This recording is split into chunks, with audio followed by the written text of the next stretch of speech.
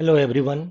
आइए आज जानने की कोशिश करते हैं कि एनटीपीसी साइको या स्टेशन मास्टर साइको के टेस्ट 5 के अंतर्गत क्या क्या क्वेश्चन पूछे जाते हैं, कैसे प्रश्न पूछे जाते हैं, उनका स्ट्रक्चर क्या होता है और उसकी मार्किंग कैसे होती है। उसकी मार्किंग यानी स्कोर बनाने की एक खास प्रक्रिया है, वो प्रक्रिया क्या है और कैसे इसको हमको टैकल करना है, क्या क्या बातों को दिमाग में रखना है।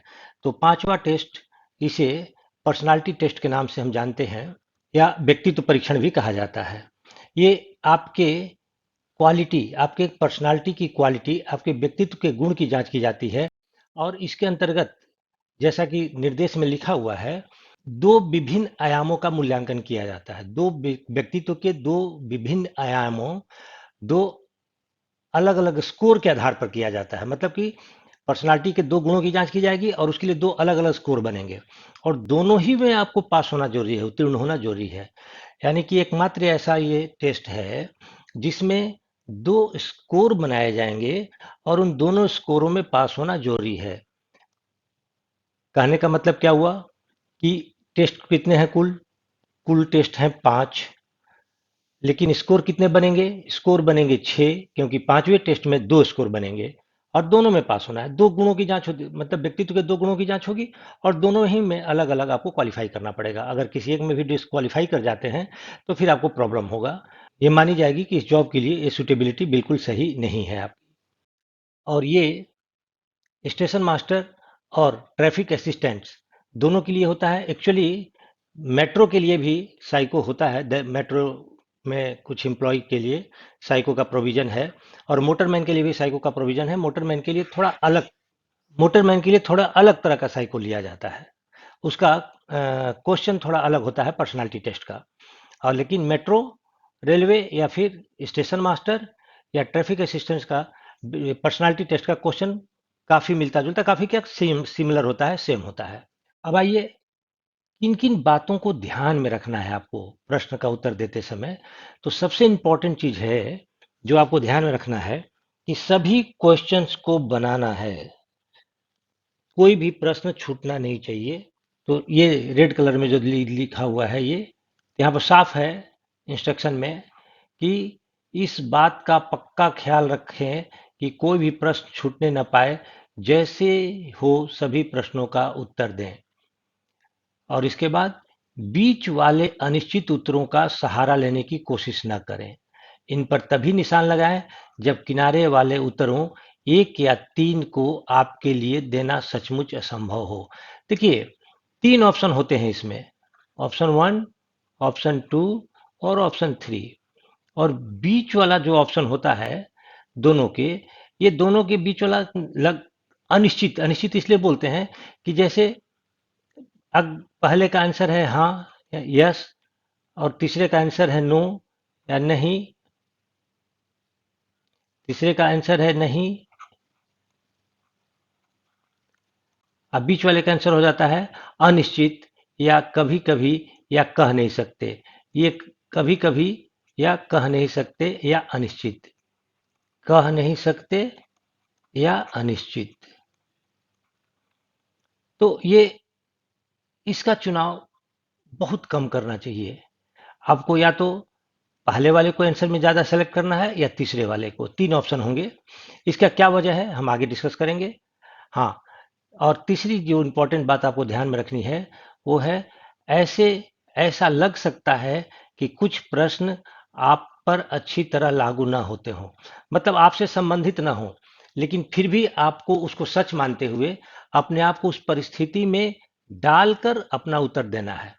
हाँ, ऐसा हो सकता है जैसे अगर प्रश्न में पूछा जाए कि मैं चुनाव लड़ना चाहता हूं, लोकसभा का, विधानसभा का या नगर पालिका का। तो आप तो बोल सकते हैं कि मैं तो नेता हूं नहीं, मैं तो चुनाव लड़ूंगा ही नहीं, ये प्रश्न मेरे लिए नहीं है। तो ऐसे सिचुएशन में आपको ये मान के चलना है कि अगर आप चुनाव लड़ते तो किस जगह के लिए चुनाव लड़ते, ऐसा इमेजिन करके आपको प्रश्न का जवाब देना है। तो इन 3 बातों का ख्याल रखना है, कोई भी प्रश्न छूटना नहीं चाहिए और बीच वाला का जो ऑप्शन है, बीच वाला विकल्प है, उसका चुनाव बहुत कम करना है। और तीसरी बात, जो चीज़ आपसे कनेक्टेड नहीं भी है उसको भी आपका आंसर, आपको ये मानकर आंसर देना है कि वो सच है। उस परिस्थिति को अपने ऊपर लागू कर कर आपको अपना आंसर देना है। अब जो 3 विकल्प होते हैं, उन 3 विकल्पों में आपको सही या गलत कोई विकल्प नहीं होता है। लेकिन यहाँ पर जो इस्तेमाल होता है, उसमें क्या है कि ग्रेडिंग है, आपकी पर्सनालिटी की ग्रेडिंग की जाती है कि पर्सनालिटी में वो 2 गुण किस मात्रा में मौजूद हैं। और इसीलिए कोई भी प्रश्न सही या गलत नहीं होगा। हाँ, हर प्रश्न विकल्प के ऊपर कोई ना कोई मार्क्स हो सकता है। हो सकता है कि विकल्प 1 पर 2 नंबर हो, विकल्प 1 पर 2 नंबर हो, विकल्प 2 पर 1 नंबर हो और विकल्प 3 पर 0 नंबर हो। या इसके विपरीत भी हो सकता है, विकल्प 3 पर 2 नंबर हो, विकल्प 2 पर 1 नंबर हो और विकल्प 1 पर 0 नंबर हो। अब एक बात का ध्यान रखिए, अभी जैसे हमने कहा था कि बीच वाले आंसरों का सहारा नहीं लेना है, बीच वाले विकल्प का सहारा कम से कम लेना है। तो अगर अधिकांश परिस्थितियों में इस पर 1 नंबर होता है, लेकिन अगर आप 35 के 35 यही सेलेक्ट कर लेते हैं या ज़्यादा से ज़्यादा यही समझ विकल्प का चुनाव करते हैं, तो आपका स्कोर बहुत नीचे चला जाएगा, क्योंकि बाकी दोनों स्कोर में से एक स्कोर इसका ठीक डबल है। तो इस बात का ख्याल रखिए, या तो आप 1 का चुनाव करें या 3 का चुनाव करें, 2 का चुनाव नहीं करें। तो क्योंकि इसमें से एक विकल्प आपको, अच्छा, और विकल्प भी कभी कभी तो संक्षिप्त होते हैं। संक्षिप्त मतलब हाँ, नहीं, कह नहीं सकते, या सहमत, अनिश्चित, असहमत, इस तरह के विकल्प हो सकते हैं। या विकल्पों में कुछ ज्यादा शब्दों का इस्तेमाल हो सकता है, जैसे डिस्क्रिप्टिव टाइप का भी विकल्प हो सकते हैं। एक से ज्यादा शब्दों का चुनाव करना पड़ सकता है, तो 2 तरह के भी विकल्प आपको मिलेंगे। अब ये आरडीएसओ द्वारा दिया गया सैंपल है। अब देखिए, इसमें क्वेश्चन दिया गया है कि किस तरह के क्वेश्चन हो सकते हैं, और इस क्वेश्चन के आंसर के आधार पर आपके व्यक्तित्व के गुण की जांच की जाती है। I like to watch team games, ये सैंपल है, आरडीएसओ के साइट पर ही सैंपल दिया हुआ है।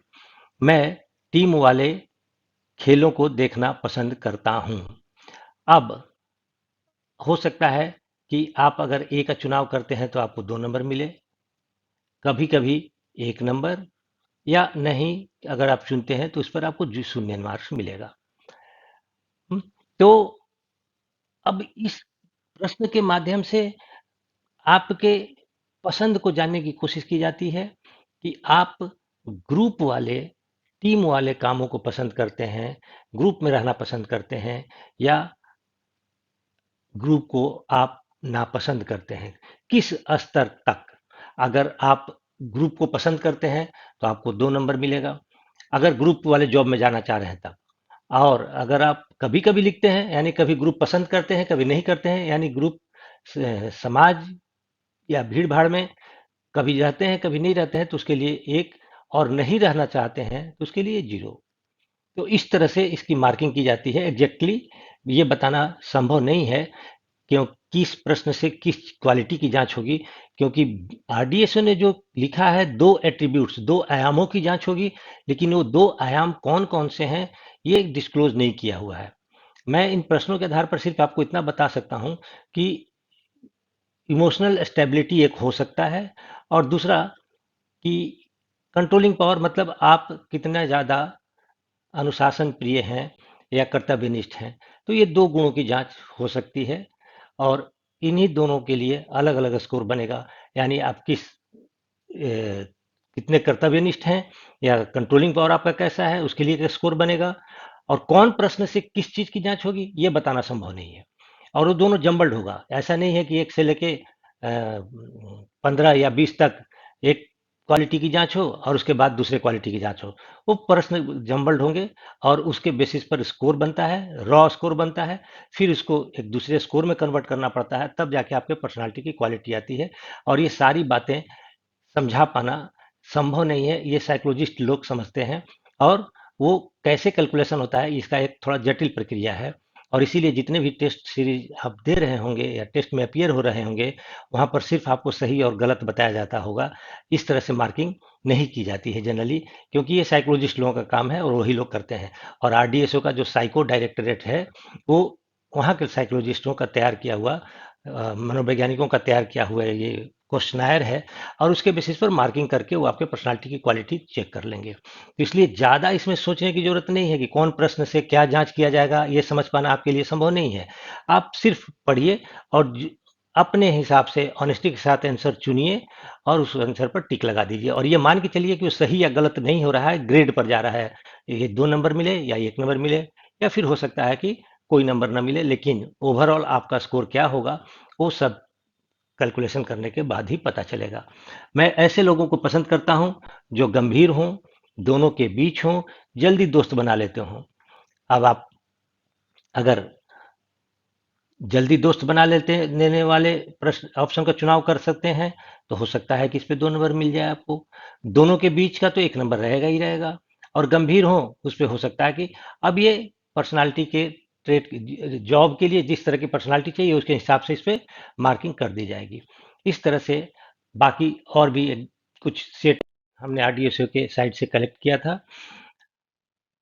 जब कोई लक्ष्य तक पहुंचने वाला होता हूं तो मैं अनुभव करता हूं।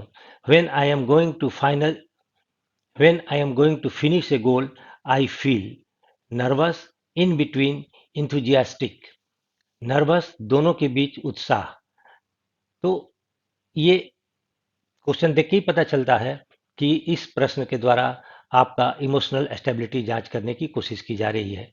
शोरगुल की वजह से मैं रात को ठीक से सो नहीं पाता, या सही है, शायद ही कभी, या कभी नहीं। मतलब शोरगुल की वजह से मैं सो नहीं पाता, ये सही है। इसका मतलब क्या हुआ कि आप इस बात से सहमत हैं। शायद ही कभी का मतलब एक आध बार ऐसा हुआ कि मैं सो नहीं पाया। तो इन प्रश्नों के माध्यम से किस क्वालिटी की जांच की जाएगी या क्या मार्किंग होगा, ये समझने की कोशिश नहीं करनी है आपको। आपको सीधे सीधे आंसर दे देना है।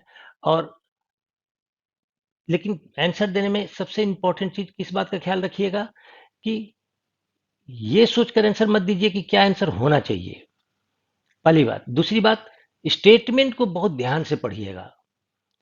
स्टेटमेंट में का अर्थ को समझने की कोशिश कीजिएगा, तब आप अपने आप सही आंसर को चुन लीजिएगा। जल्दबाजी में नहीं पढ़ना है, और जल्दबाजी में आंसर नहीं देना है। और एक सबसे अंतिम और महत्वपूर्ण बात, बहुत सारे टेस्ट सीरीज वगैरह में बच्चे मुझे दिखाते, स्टूडेंट मुझे दिखाते हैं कि सर इसमें दिया हुआ है कि दिन का उल्टा, दिन का रात से वही संबंध है जो सफेद का निम्नलिखित में से है। तो इस तरह का प्रश्न जो मिलता है एनालॉजी से रिलेटेड या जीके से रिलेटेड, ये क्वेश्चन जनरली जब 100-150 का क्वेश्चनायर होता है, तो उस वक्त इस तरह के क्वेश्चन डाल दिए जाते हैं, ये देखने के लिए कि जो सब्जेक्ट है, जो स्टूडेंट है, जो टेस्ट दे रहा है, वो सीरियसली पढ़कर दे रहा है या फिर सरसरी नज़र से इसी तरह से टिक मारते जा रहा है। तो अगर इस तरह के प्रश्नों का वो गलत जवाब देता है, इसका मतलब है कि उसने टेस्ट को सीरियसली नहीं लिया है। तो इस तरह के प्रश्न आपको मिले, इसकी संभावना बहुत कम है, क्योंकि एक तो यहाँ पर 35 प्रश्न है, दूसरी बात ये जॉब का सब प्रश्न है, नौकरी का सवाल है।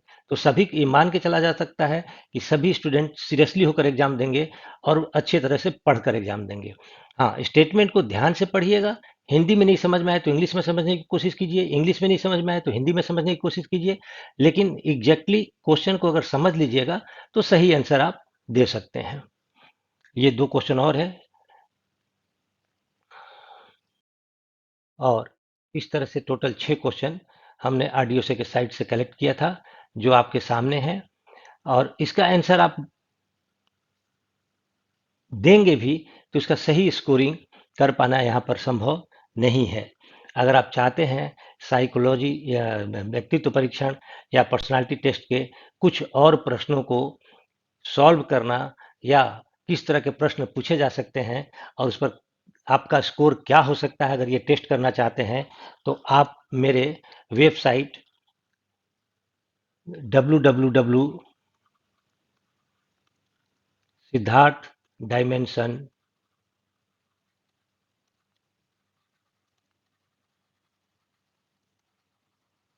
सिद्धार्थ डायमेंशंस .co.in पर लॉगिन करके आप टेस्ट दे सकते हैं। फ्री में है, एक टेस्ट अपलोड किया हुआ।